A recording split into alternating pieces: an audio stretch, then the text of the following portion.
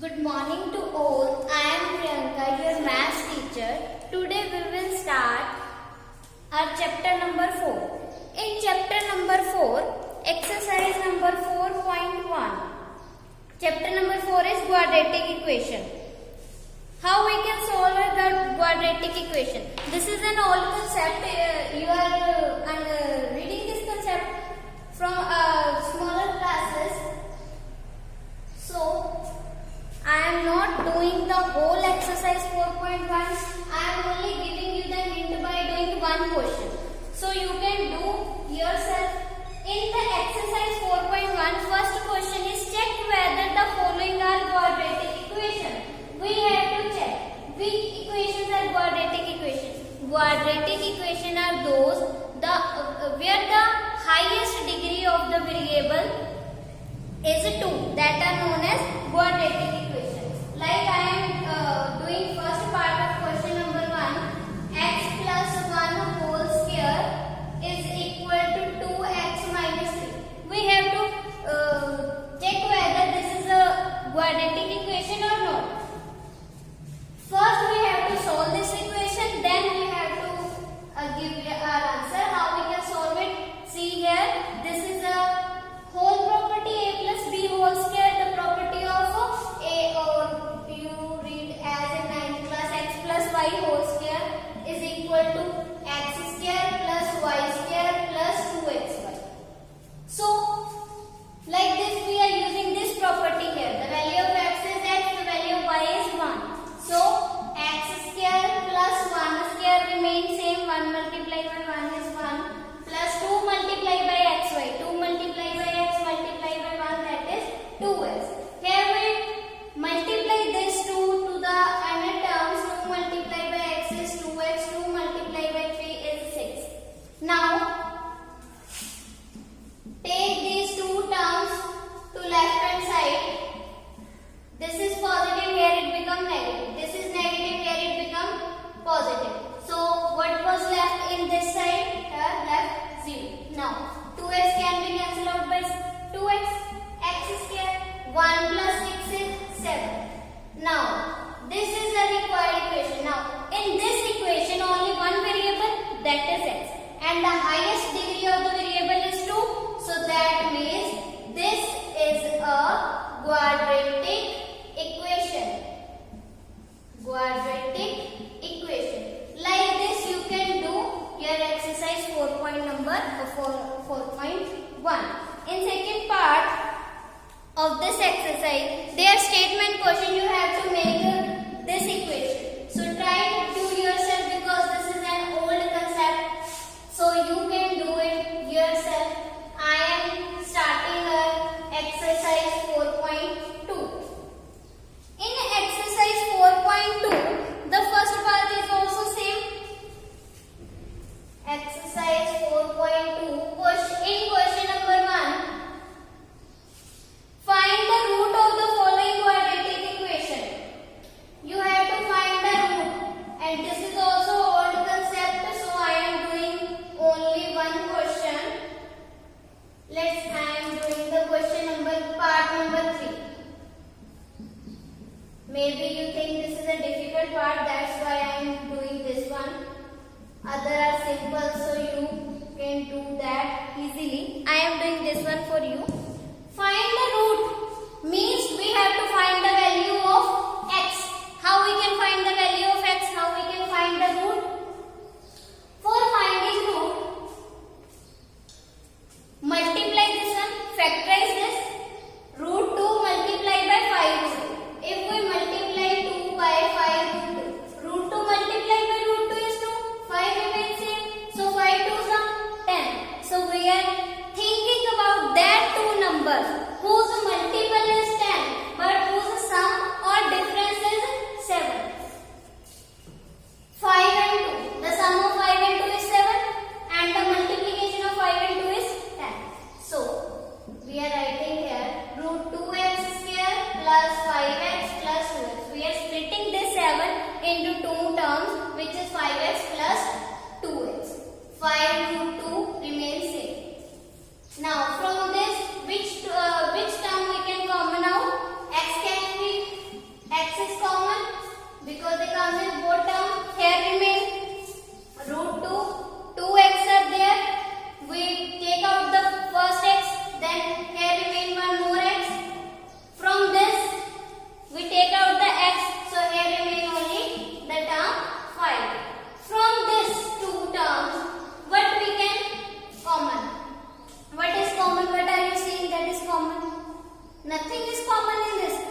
No, we can write 2 as root 2 multiplied by root 2 because root 2 multiplied by root 2 is 2. So if this is root 2 you multiply by root 2 plus 5 root 2. So from here root 2 can be common out. Here remain root 2x, here remain 5. So common out root 2, here remain root 2x and here remains 5. So these are similar means we are doing correctly. Right, common out this term. What was left? Here left x, here left root 2 is equal to 0. This is also equal to 0. X plus root 2 is also equal to 0. From here the value of x is we take this root 2 to this side. This becoming negative. So the first root is minus root 2. The value of x is minus root 2. Now 2x plus 5 is also equal to 0. Take this 5 to this side, it becomes negative and root 2 is multiplication. So here it becomes in divisor. So this is your second one. Or you can rationalize it. Multiply by root 2, multiply and divide by root 2. It becomes 5 multiplied by root 2 is 5 root 2. Root 2 multiplied by 2 is 2. So you can write it or leave it as this one. This is your answer. The remaining part of question number 1 is similar as this one. So try to do yourself. If you are getting any problem, you can ask me. I am moving to the second question is not important. So I am not doing because that is the solution of example. So you can understand that through example. I am doing the question number 3, which is the most important question. Most probably the chance of in exam this question was always comes in exam. Find two numbers whose sum is 27 and product is 182. We have to find two numbers. Let one number is equal to x and other number is equal to y. We have given the sum of these number is 27 and product is 182. Sum of these numbers, or write according to question. According to question, x plus y is equal to 27 and x multiplied by y is equal to 180.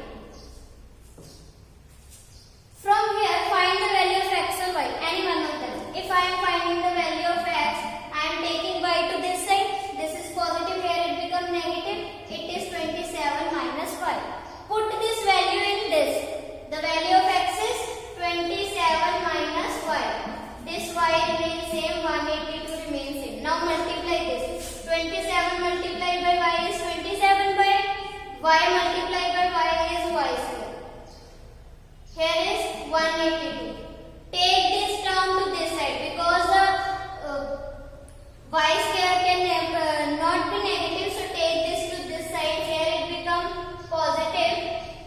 It becomes negative and it remains same. Here left 0. So we can also write this term as y square minus 27y plus 82 is equal to 0 because there is no difference writing this or this. Now make the factors like earlier. Y square remains same, 182 remains same. The coefficient of y square is 1. 1 multiplied by 182 is 182. So we have to find the two numbers whose product is 182 and the sum or difference of that number are 27. The numbers are 13 and 14. 13y and 14y.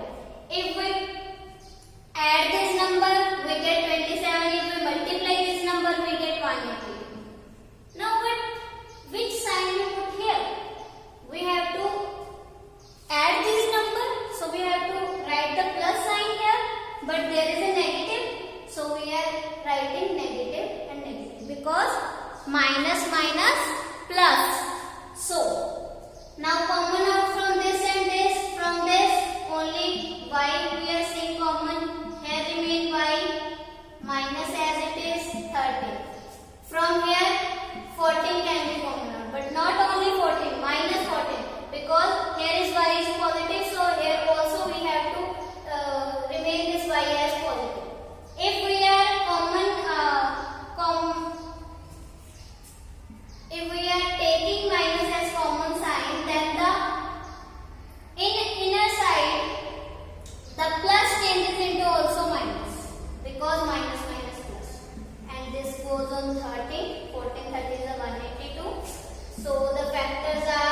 y minus 14 and y minus 13. Y minus 14 is equal to 0 and y minus 13 is equal to 0. Here value is y of 14, here is 13. If we are taking the value of y as 14, put here in 1. Put in 1. X is equal to 27 minus 14 is 30. Or if we are taking the value of y as 13, then the value of x is 40.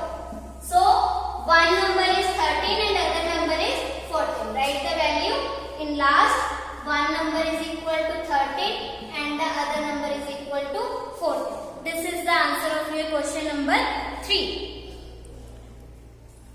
Now your question number 4. In question number 4, find two consecutive positive integers, sum of whose square is 365. We have to find two consecutive means continuous, positive integers, sum of whose square is 365. Now, the question number 4 is,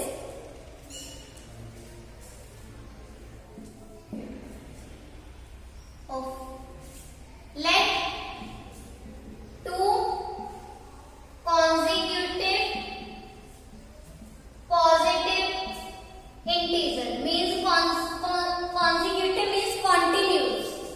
Positive integers are x and x plus 1. Now, according to question, sum of whose square is 365. Sum of whose square? The sum of these number is this one, but we have to find the sum of whose square. Square of these number and sum is 365. First solve this term. This x square remains same. Here we are applying the identity x plus y whole square, which is equal to x square plus y square. Here y is 1, so the 1 square is 1. Square of 1 is 1. Plus 2xy. 2xy means 2 multiplied by x multiplied by 1. 2 multiplied by x multiplied by 1 is 2x is equal to 365. Now x square plus x square, 2x square, 2x plus 1, this remains same. Take this term to this side. This is my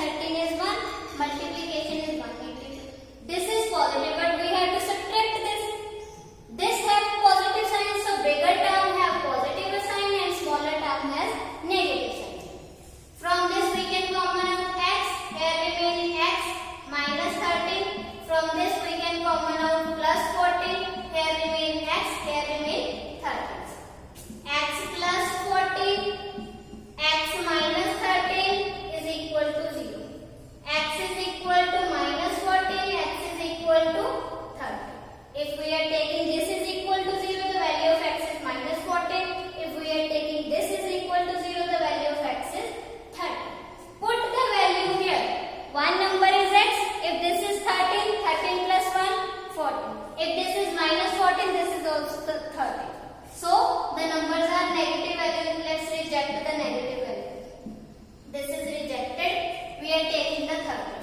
So the two consecutive integers are 13 and 14 because x plus 1. X plus 1 means 13 plus 1, which is 14. This is your answer of question number 4. Now I am moving to the next question, question number 5.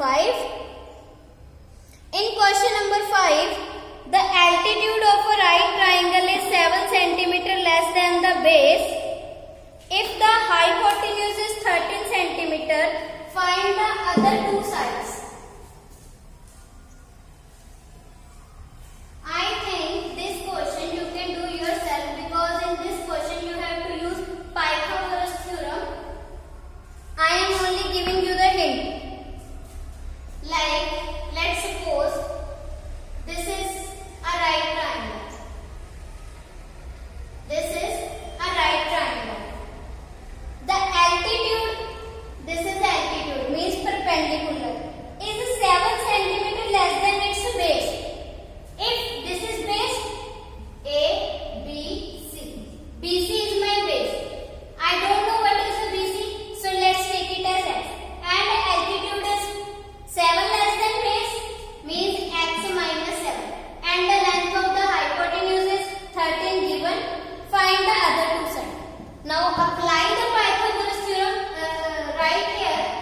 Let base of right triangle is equal to x and altitude of right triangle is equal to x minus 7 because it's 7 less than x, means 7 less than base, so x minus 7, and hypotenuse is given 30. Applying Pythagoras theorem. Using Pythagoras theorem. What is the Pythagoras theorem? Hypotenuse square is equal to perpendicular square plus base square. Hypotenuse is 13, perpendicular is x minus 7 and base is x. Solve this both term, then factorize them and find the value of x and y. Put the value of x there, you can find your other terms. Now, moving to the next question, question number 6. Question number 6 is a cottage industry produces a certain number of pottery articles in a day. It was observed on a particular day the cost of production of each article in rupee was 3 more than the twice the number of articles produced on that day.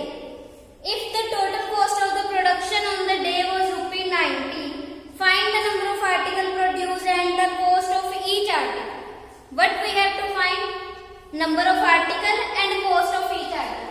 First, let cost of production of each article. Let cost of production of each article means one article. The cost of one article production be x. Article is equal to rupee x. Let the cost of one article is x. And we have given total cost of production for a particular day, means for a one day the total cost of production is rupee 90. Total given that, or we can write given total cost of production on that particular day. For a one day we can say is rupee 90. We have to find also the number of articles produced. So therefore total number of articles produced that day. Here we are talking about a particular day. So for that day, what was the total number of articles? The cost of total number of cost is 90.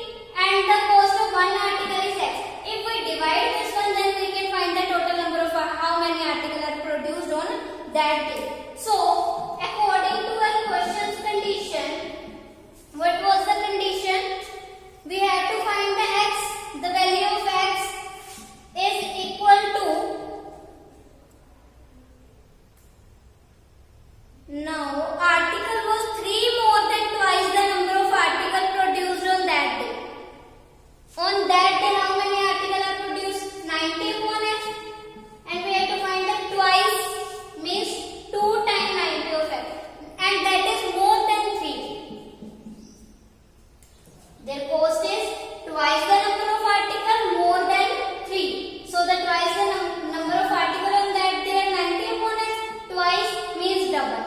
And they are 3 more than means add 3 in this one, then we can find the cost of production. Now solve this. X is equal to multiply this. 2 multiplied by 90 is 180 upon x plus 3. Take the LCM of this x. The LCM of x here is multiplied by 3x. This x is division where it becomes in multiplication. X square is equal to 180 plus 3x. Take this both term to this side.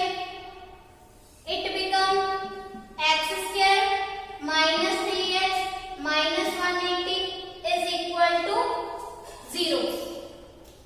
Now factorize this one. X square 180. Now here is 1. So 1 multiplied by 180 is 180. Now we have to write the two numbers whose multiplication is 180 but whose sum or subtract is 3. So what are that numbers? Numbers are 15 and 12. 15 multiplied by 12 is 180. If we subtract 12 from 15, we get 3x. So here writing 15x and 12x. Now we have to subtract this. Means from one of these we have to write the plus operation and from one on negative. This is negative, so bigger term has negative sign and smaller has positive. From here we can common x. Here remain x minus 15. From here we can common 12. Here remain x minus 15. So the factors are x plus 12 and x minus 15. From here the value of x is 15 and from here the value of x is minus 12. So cost can never be negative. So this one is rejected. So 15 is your answer. The cost of production of each article is rupee 15. And the total number of article is 90 divided by 15. Cancel this. You can find your answer. This goes on 6. 15, 6 and 90. So 6 articles are produced on that day. This is our whole exercise 4.2. This is all for our today's topic. If you have any doubt, you can ask me. Thank you.